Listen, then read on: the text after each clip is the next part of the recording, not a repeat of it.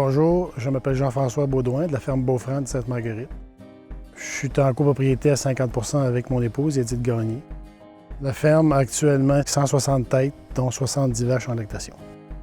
Les vaches sont en stabulation entravée. Bonjour, je suis Edwin Coudley, médecin vétérinaire. Je travaille au bureau vétérinaire de Frampton. J'ai beaucoup d'opinions à donner sur le confort, sur l'élevage des tares, nouveaux bâtiments.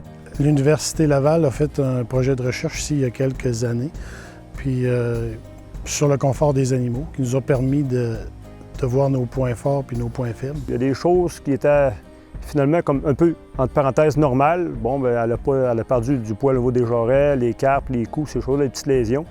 Puis c'était tellement commun, tellement présent que, bon, on avait classé ça comme étant un peu normal, puis c'était oublié.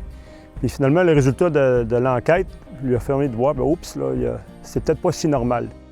Une des blessures typiques, c'est la blessure au niveau du cou, que ce soit de l'enflure ou de perte de pilosité ou tout simplement vraiment une blessure de type peau d'éléphant. C'est rendu tellement répandu qu'on pense que c'est normal, mais c'est anormal. Les vaches ne viennent pas au monde de même, puis les vaches au champ ne font pas ça. On devrait allumer et se dire « Hey, il y a quelque chose qui ne va pas dans mon troupeau, là, mais les vaches me le disent clairement, on n'est pas confortable. On n'a pas l'accès qu'on veut à la mangeoire, on n'a pas la facilité de bouger comme on voudrait, qui est nécessairement une perte de confort, mais une perte de production, une perte d'efficacité. » En slaquant la chaîne en avant, puis là, ça faisait que les vaches avançaient plus loin un peu. Là, on a avancé un peu de nos dresseurs vers la tête des vaches, parce que là, les vaches, étant donné qu'elles avançaient plus, le dresseur était trop loin. On les a avancés, puis on les a ajustés comme il faut pour chaque vache.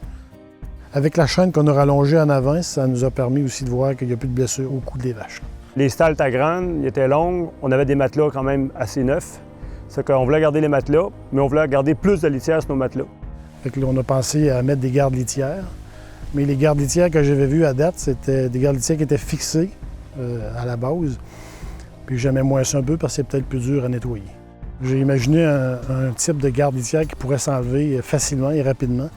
Je suis allé le faire une place où il travaille de l'aluminium avec un tuyau de 3 pouces d'aluminium avec des plaques qui sont à la base du dallo. On a essayé ça, on en a essayé un de chaque bord, un 20 pieds de chaque bord. Le garde litière, on le prend, on le lève à 2, c'est facile à lever, on le nettoie, puis on remet ça là. On a étudié les hypothèses, est-ce qu'on va au RIP, est-ce qu'on va à la paille, est-ce qu'on va au sable? J'ai encore essayé de les convaincre pour le sable, ça n'a pas été un énorme succès, mais c'est pas si simple que ça non plus, du sable en stabilisation attachée. On a commencé par bêder avec de la RIP, je trouvais que le mélange de RIP et de paille était intéressant. La RIP, ça tapait peut-être un peu plus sur le garde litière en arrière, puis ça faisait un beau matelas rapidement. Par contre, on s'est rendu compte avec le temps que ça venait humide rapidement, puis ça sentait pas très bon, là, la RIP. Ce qu'on a le plus aimé à date, là, c'est la paille.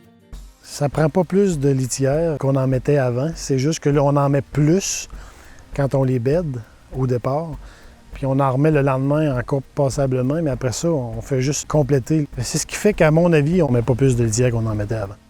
Étant donné qu'il y a un tuyau en arrière, elle se tape, puis la paille qui se tape, elle reste là. On passe 3-4 fois par jour, là, puis c'est pas long, là, c'est juste d'enlever les boues s'il y en a. C'est surprenant comme c'est beau en dessous de ça. Que ce soit du sable, que ce soit de la paille, que ce soit de la RIP, mais ça prend de quoi de profond qui fait que quand ils sont couchés, ça meuble tout leur corps, puis là, ils sont confortables. Juste par la qualité des membres déjà qu'on a vus. Les jarrets ont rapetissé, le poil a poussé ses jarrets, c'est plus la même chose du tout. Là. Puis les vaches, quand ils se lèvent, ils ont un bon matelas pour se lever. Sans faire un investissement important, mais on a gardé notre structure, on n'a pas mis d'argent dans les stalles et autres, juste sur la litière, juste sur le plancher des vaches. Commençons par le plancher, donnons-leur l'espace avec une bonne chaîne, puis déjà là, on a réglé beaucoup de problèmes. Dans une étable comme on avait là, à mon avis, c'était ça qu'il fallait faire, là, améliorer ça. Après ça, bien, ça sera d'autres choses. Là. Toujours moyen de s'améliorer.